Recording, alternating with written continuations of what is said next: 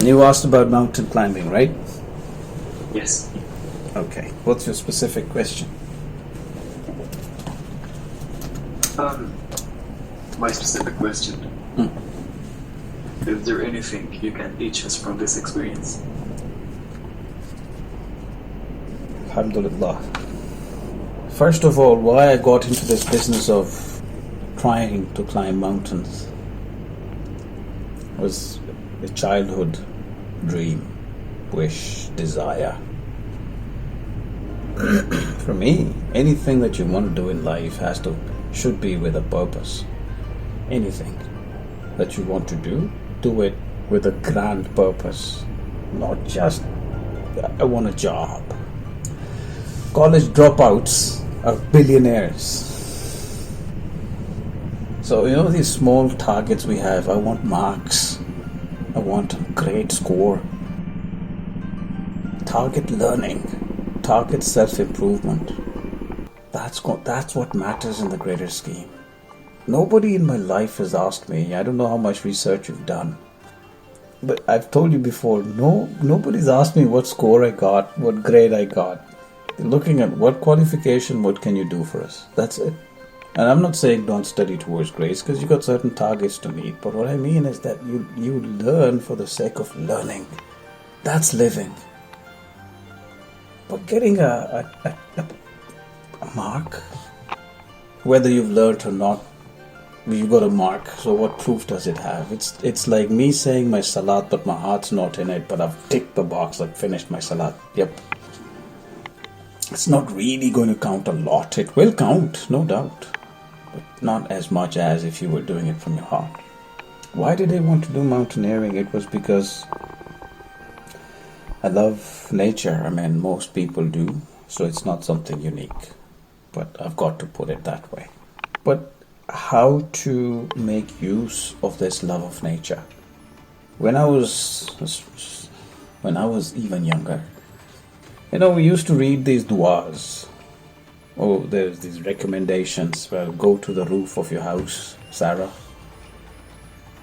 Go to the roof of your house to recite this dua, face the Qibla direction. Fatima, yes? If you can't go to a certain place, you can't visit a certain place, it's okay. Go to the top of your house if you have a roof and say your dua there, and it will be accepted, it will reach. In a similar way, I used to read Prophet Moses went up the mountain, Jabal al-Tur, I think, and there he spoke to God and things like that. And these things always fascinated me. The Prophet Muhammad went up to the cave of Hira. I think it's called Ghar-e-Hira. It's just next door to you guys. Although you've got taller buildings now, mashallah, well done for that. But anyway, so your mountains, that's where the prophets would go. And that's where he came down from, when he came back with certain words, which I tell you are very important, but you guys don't pay much attention. Iqra, read. It's a very powerful word. Don't waste it. Read. Develop the habit of reading. That's what's going to make a difference in your life. Now, reading doesn't just mean read. Read also means to observe, to research. So, if I wanted to do mountaineering, I would want to do it with a grand purpose or an emulation, as if Sunnah. They went up mountains and prayed. I want to do the same. That was what I wanted to do then. So, for example, for me, if I manage to make to a summit, I would read something up there as a dua or a recitation, a dhikr. Now, you may not subscribe to these things, but a powerful thing. There's Surah Yasin. How long does it take? You reach the top, recite it.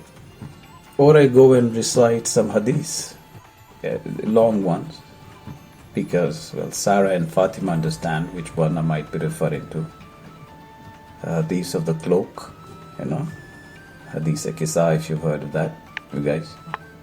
I'll go and recite that on top, because I wanted to use the names of these personalities up there. Then you got other things, the ziyaras. I don't know if you guys believe in those kind of things, but go and say the ziyara up there on the mountaintop. Say the name of Muhammad wa Ali Muhammad up there at the top. The Ahl al-Bayt and the Ashab who were loyal to the Prophet and his family. Whoever those were. Make it a meaningful endeavor, meaningful purpose. So if I go on top, that's what I try and do. So my love of nature has now a grander purpose to it, rather than I, me, myself, my feeling, my satisfaction. Thank you very much. Feeling happy and nice. Not good enough. Why? Because Allah said, I created you, jinn and man, jinn or ins, for nothing except worship of me. Now what does that mean? Is it always salah, salah? No. Anything you do, qurbatan, for the proximity to a grander thing, the necessary, wajibul wujud, the necessary existence. Link your life and existence to that. So you live meaningfully now and the hereafter. Okay. Why did I do that one? There's several expeditions. Why did I do the Kilimanjaro one that you're asking about, referring to the ABTV one? It was because we were fundraising. That year in 2016, we had we were the 4 hikesmen, all right? We group of 4, we would go hiking around places in the world. So that year I wanted to go and do Mount Toubkal in Morocco, Atlas Mountains. It's the highest peak in North Africa. It's 4,400 something meters above sea level in Morocco. That was my plan. I was the group leader at that time. And up came this one, the ABTV for Kilimanjaro. And so what I thought was, the purpose of this was to raise funds for charity. So I said, this is a greater purpose. I'm going to go to Kilimanjaro to do fundraising. For what? For the spread of honest knowledge, pure knowledge, for the Ahl al-Bayt TV. Whoever it is, as long as they're using Allah's name and things like that, so good for me. So I went. I couldn't make it because of mountain sickness, acute mountain sickness. So you get this lack of oxygen, so the brain starts to wear down. Now, I could have taken the risk further. I mean, I was bogged, completely bogged. But I could still have, attempted to go out from Kibo, which was the highest point I'd reached. And from there, it was now the summit. The vertical is not vertical, but 1,000 meters, almost a kilometer up to the summit at night. But I couldn't walk straight, and I didn't want to take the risk. I could have attempted and come back to say at least I tried, so I went maximum that I could. But I didn't want to fall down or damage my brain. And then you've heard the story, maybe, if you remember. I didn't want to add burden to my family, having a disability. So you've got to make a wise choice sometimes. Right. So I reached there up to that point, and I'm like, now they have, which doesn't fascinate me. Well, their purpose was to go and raise the flag up on the summit, on the top of the mountain, the flag of whoever they love, flag of the Ahl al-Bayt and things. Okay, I'm like, they won't ask you to do these things, go and risk your life to put our flag, whichever flag, on the top of a mountain, because what purpose is it going to serve? It's thin air, but it's a drive for people. But then they give funds so that you can raise funds for charity and things like that. So okay, that's not my driving force. My purpose would be, what do I become because of this expedition? What do I think of on the way to? What do I explore about myself? And then how can I use it to the purpose of my existence, rather than just feel I planted the flag? So what? Then I think sometimes maybe I couldn't make it because this is what I thought. And, they're like, oh, he doesn't have his heart in the purpose of the expedition. My purpose was not that. If I make it, fine. If I don't, what do I become? Because to me, again, I said to the organizers as well as we walked, just chatting, it's a long journey, 75 approximately kilometers through the mountain. 5 different zones, from tropical rainforest, and you go to the Arctic temperatures. Kilimanjaro is amazing. 5 different zones, climate zones. So I even said it then. The guy who was with me, the organizer, I don't think he liked it. But later on, we met again in Hamilton in Canada. He'd moved to Canada, so I went there, and so I was visiting, and we met. And I said, let's do it. Let's do Everest for raising funds. It's a charity. Not to reach the top. That's professional mountaineering, and I don't want to mess about. But let's reach the base camp. And then he was saying the same things that I was saying. Effectively, that is it natural? Because it's an unnatural environment up there. Now, those who can do it fine, good for them. But I don't want to risk my life trying to feel I've conquered a mountain. That's not risking my health, maybe even dying because I was trying to climb a mountain. Because at a certain point it becomes an ego. I want to do it because I don't want to fail. But is it you, or is it because you have a purpose? And then what is your purpose? To go and plant the flag of somebody? Or to plant the flag of Great Britain? Or Saudi Arabia on the mountain? Or the flag of China? To my mind, that's usurpation. I don't have a right to go and plant a flag on somebody else's land. Kilimanjaro is a mountain that belongs, effectively, by modern day borders, to Tanzania. I have no right to go and put the flag of Bangladesh on that. It's wrong. So that's not a useful purpose either. If I go and pick up the flag of the Ahlul Bayt, whatever, red, black, whatever they call it, green, put it on there, that's not their territory. They would say, what are you doing? I think. So that wouldn't drive me. What would drive me is to raise funds for charity. Okay. Because that's what the Ahlul Bayt would like. I'm not saying this, read Surah Hashar. We give only for the sake of God. It's not me saying it, Habibi, it's your Quran saying it. And we give only for the sake of Allah. We don't ask for anything back. We're charitable people. That would drive me. So that was my motivation. Now, what did I learn during the journey? Now it's the expedition. And it's something that I learned more when I was trying to climb, when I went up Mount Scafell Pike in England in the Lake District.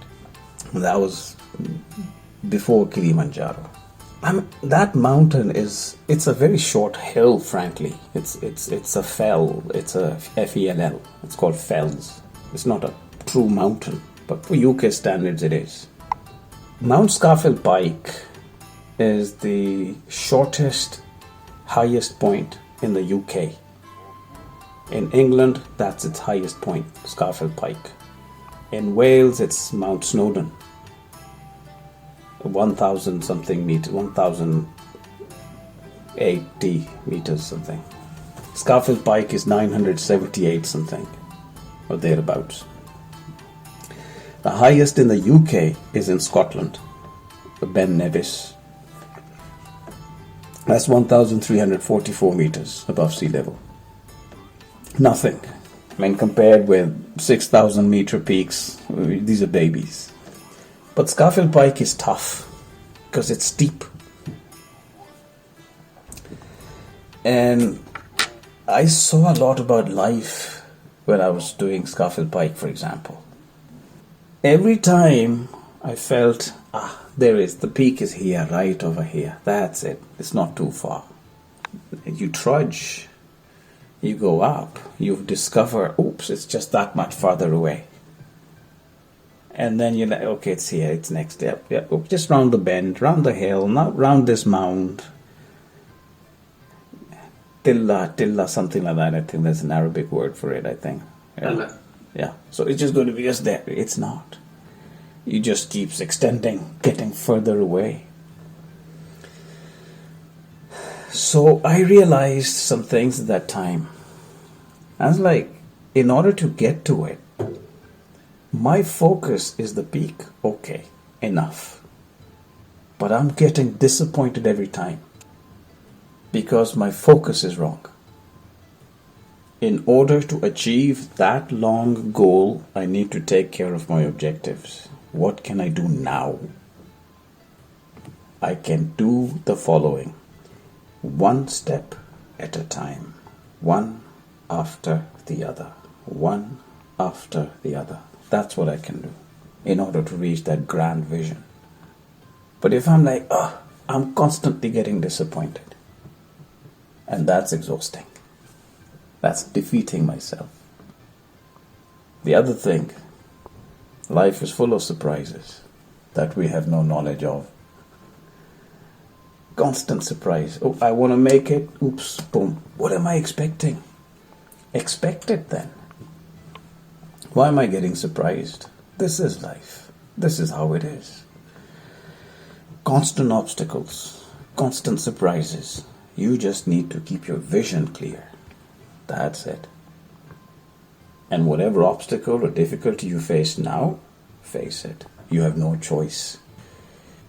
What else did I learn? At every step, there is the possibility of a difficulty. The ground is tough. You could stumble. You have to climb stones. Looking from here, it looks very beautiful. What a clean, beautiful hill. When you go there, it's muddy. It's full of scree, stones, loose stones. You could slip. It's constantly up. Every 10 steps, you're like exhausted. You could fall down. You could twist your ankle. So what do? Each step, take it, go. There are difficulties. Face them. What else did I learn? Number 4. Innamal usri yusra. Verily, with difficulty there is ease. It's true. It's true. That's what it means. With after every difficulty, there is ease. I'll repeat that, just like the Quran does. With every difficulty, there is, hey, relax. What do you see? So you're climbing up a mountain. It's not constantly uphill. There are instances where it becomes flat, ease. The beautiful sights and the fresh air and the birds and the animals, if you see them, it's positive energy. There is ease with difficulty. And then there is difficulty. And then there is ease. It's okay. Keep plodding on. As long as your purpose and your target is grand. Number 5, what did I pick up? I reached the peak of mountains. That's it. Okay, this is it. That's it. Yeah, let's go. You can't stay there. What do you learn from that? Life is not about getting something. Life is about the journey towards it. Because when you get something, okay, that's it. Yeah, big deal, fine. Not big deal, but okay, that's it. Made it. Photos. Hey, can you take our picture, please? Tick, tick, tick, tick. And then what? You have to go down. And that's it. It's too cold sometimes up there. Minus 40 degrees wind chills. I've been in Canada, and maximum I've faced is minus 37 degrees wind chill factor in Canada. You can't stay on top. You have to. I took my family up Snowdon. So we recited some things there on top at the summit, and we were wearing jackets. But through the jackets, all the covering and whatever things we're wearing, cold weather gear, the wind was The wind was cutting through our clothing. Couldn't stay. Got your ears covered, they're freezing. Just at 1,040 meters, 80 meters of Snowdon. Not much, but it's very cold, so you can't stay there. Now, you take, let's say, 4 or 5 hours, depending on your strength and stamina and youth and ability. You spend hours to reach the top. At the summit, the peak, you spend 10 minutes and you're done. Come back, come down, let's go. It's getting dark, whatever. It's going to be dark by the time we get. So you don't stay on top. So then what is it? Is it that 5, 7, 10, 15 minutes? I'm going to say beautiful things now when you're leaving. The real things now. Anyway, those who want to go can go. I'm fine. Don't feel I'll feel bad. I will feel bad, but it's okay. I would like to hear I know. the rest I know. of the class. I know. Bye. No, alaikum bye.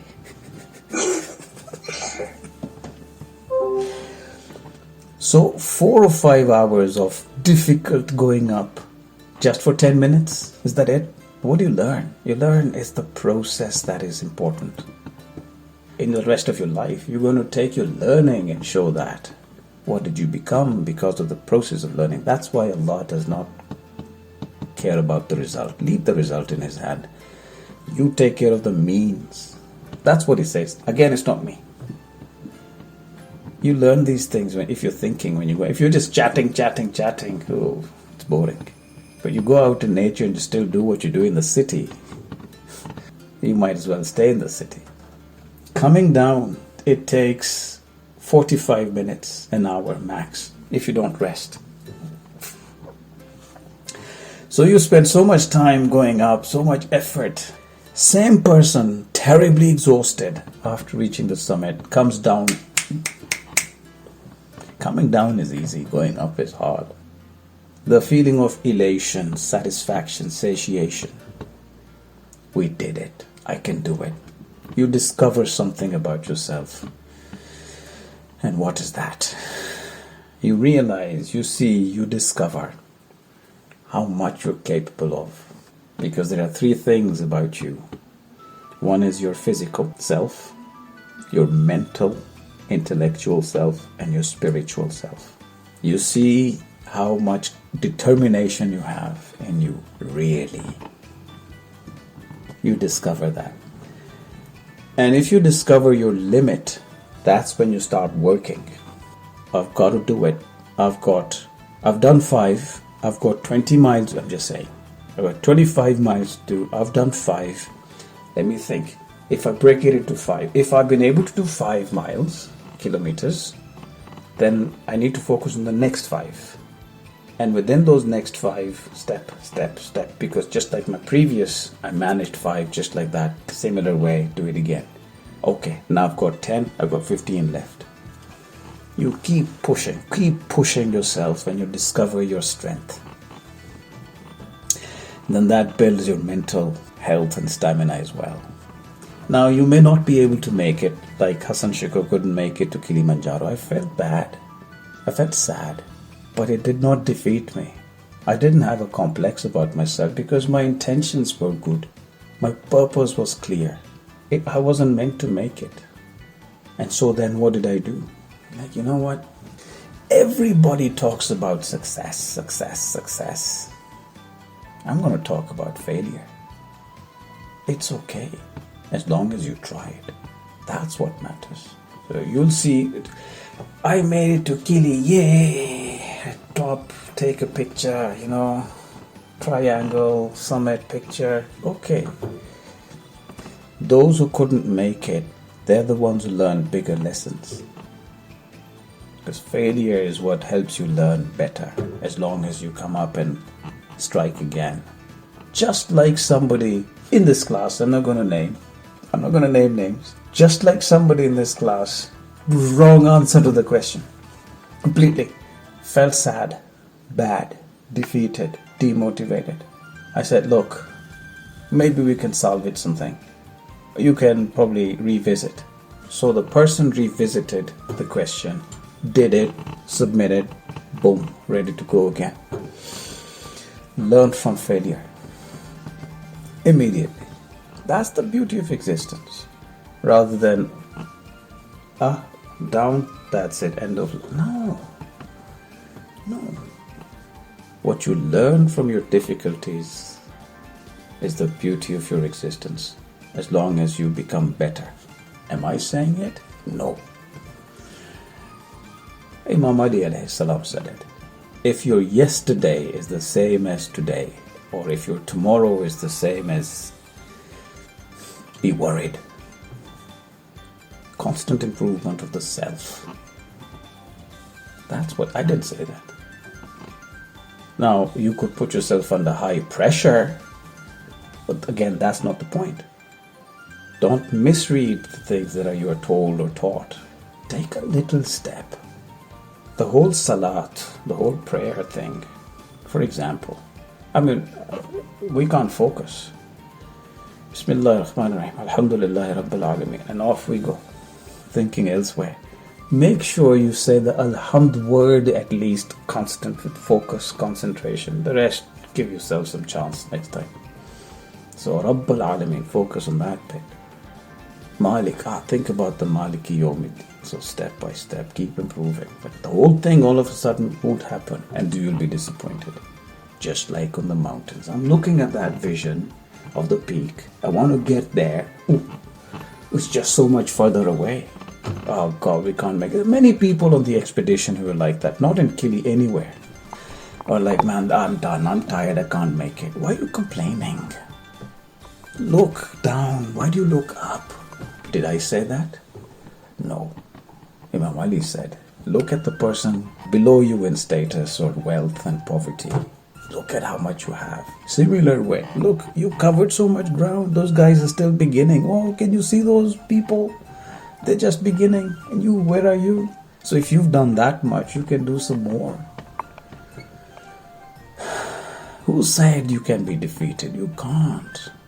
Ashraful Makhluq. You can't. You're the best of creation. You keep pushing as long as your physical, your mental abilities allow. In my case, if I have acute mountain sickness, AMS, I just can't function. My engine's down. You can't complain about that. You gave up. Had it not been so, I would not have given up. If your engine seized, how can you drive the car? So I didn't give up. I couldn't do it. It's like I'm a runner, let's say, marathon. I've sprained my ankle, twisted it. I can't run. Mentally I want to, physically I can't. So should I blame myself? Feel small and complex about it? No. It feels sad? Yes. Now, somebody who did make it to the top, are they going to be talking these things? You're going to say, no, why? Yeah, you can do it, you can do it, you can do it. That's all the beautiful things they're going to be saying. But they're not going to be telling you these things 100%. They will tell you most of them, but not the one about the defeat, because they don't know defeat. My mistake, I did not take Diamox, a blood thinner. Because if you thin your blood, then the little oxygen that's up there in the mountains, the high mountains, not the lower ones, very high mountains, then the absorption of the oxygen is better in your thin blood. If it's thick blood, then so Diamox helps to thin your blood. I was frankly scared of the side effects that I knew some people can have because of Diamox. And the other thing was, Alhamdulillah, I used to be very fit. Alhamdulillah. So I was like, I don't need these things, I'll be fine. It just came naturally to me. I was like a monkey back when I was a kid. I was jumping around. I had spring in my legs. Easy stuff. I get extremely tired immediately. I'm telling you guys a secret. But then here I'm like, I'm gonna do it. How? Small steps. Keep yourself hydrated, put your head down, walk or climb. Never think the negative. That doesn't mean don't prepare for the negative. But so for example, what do I mean? Ali, I'll go on. You know, you have You drive cars. A car has 4 tires or wheels. It has a spare tire too. Just in case one of them goes, you can replace it. That's thinking negative. So now I ask you, is that really negative thinking? Aircrafts. You've all flown to various parts of the world. What do you hear, see? A safety harness is underneath your seat. In the event of an oxygen blah blah, oxygen masks will fall, bang on your face, put them on you, stretch and breathe. If we fall out, wear your jacket, life jacket, thing like that. Negative thinking, right? But no, it's preparation. So now I ask you the following. The optimist, the positive person, the optimist made the aeroplane. The pessimist, the parachute. Yes? It's in a similar way. Stop thinking, oh, this is difficult. Oh, this is hard. It is hard. Who told you it's going to be easy? So stop complaining. What can you do about it? Step by step. Oh, I've got a bad back. I've got a very bad back. Do you know, guys? You don't know this. I've got a bad back. What to do? Well, tie a belt, back brace, and go if you so love it. That's what I do. I've got a bad left knee. What to do? Pain? Okay. It's going to be there. Take a walking stick, hiking stick.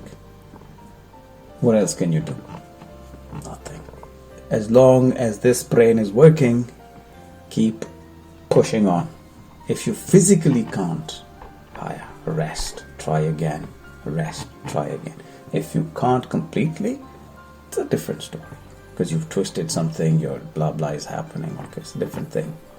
Once we came down from Snowdon, my pelvis region on the right side, where I don't know the physical thing, where my leg and the groin, where there's that, the right side was like, I'm just saying, like a bomb had exploded there in the joint.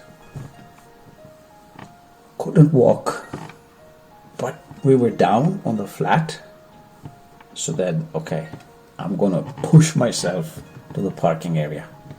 So I don't know where. I think we walked 2 miles, and I walked in that state. And my friend, he said to me, and he's an expert mountaineer, and he said to me, I have never seen you in such pain. The first time I'm seeing you suffer. I told him, Habibi, I'm in a lot of pain when I go up, but I don't talk about it all the time. Sometimes you can, sometimes you do, just let it out. But most of the time, bear it. I mean, complain, tell. If it's going to risk something about you, fine. But complaining is not going to help. If complaining can help something, do complain. By saying, oh, this is tough, is it going to make it easy? No. Is the mountain going to say, you know what, oh, this guy is suffering, let me make it? No, it's the same for everybody. Some people have different strengths and youth, so they can do a better job. Let them do it. You got your own path. Same path, but your own ability, your own system. Use that. What else did I learn? I see people going very quickly up the mountain. They're just like goats. Good for them. I can't do that. I can, but I can't sometimes. Okay, let them take their course. Good for them. I can't. I have my own North Star.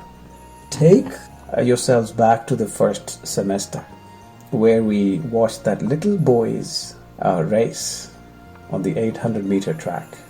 He had his own thing. Let the world do what it wants.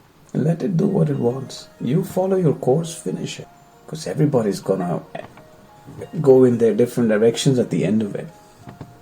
The question would be, what did you become because of it? All the pain, the difficulty. And that's the test. Now, all this test of life, what is it for? So that you can feel nice and happy sitting by a fire and telling your grandchildren this is what you achieved? Is that what it is about? or you will feel, I can go in the hereafter and say to Allah, my Creator, I lived for you.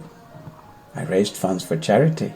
I went up there and recited what I could for you, for your sake, for qurbatan ilallah. Not just, I am happy, I'm great, I'm big, I did this. Okay, that's for this world. What do I use this? How do I use this for the next world? Easy. Do this world, mix it with the hereafter thing in your mind as well. Purposeful existence, not for yourself. It's an addiction, by the way. If you get into this, I'm giving you, in cigarette packs, they've got warning, health warning. Yeah. If you get into this sport, it's addictive. Every 2-3 months you will feel you need that injection. I want to go in the mountains. For me, I don't know if I can bring this round. Can you see those hills? This is my finger. Yeah. Tree line. Yeah, I see them. Yeah. So I go there. That's what sustained me in the lockdown. It's addictive. That's why I look out when I'm talking to you guys. Sometimes I'm looking out there because I'm like, one thing, you don't want to look at the screen all the time because it's strenuous on the eyes, right? So I'm like looking far away to give the eyes a thing. So it's warning. If you get into this kind of work or business, it's addictive. You need every 2-3 months to go. Yeah. Thank you. Really, really, really thank you for sharing that with us. It really means a lot, at least for me. Okay, thank you. At least once, good enough. Anyway, thank you. I'll see you guys when I see you. I don't know, maybe Thursday. Take care. Ma'as-salam. Thank you once again. You're very welcome. Anyway, thank you for staying, people. All the Chinese guys stayed. That's good. Thank you. Take care of yourselves. Bye-bye. See you. Inshallah. Take care.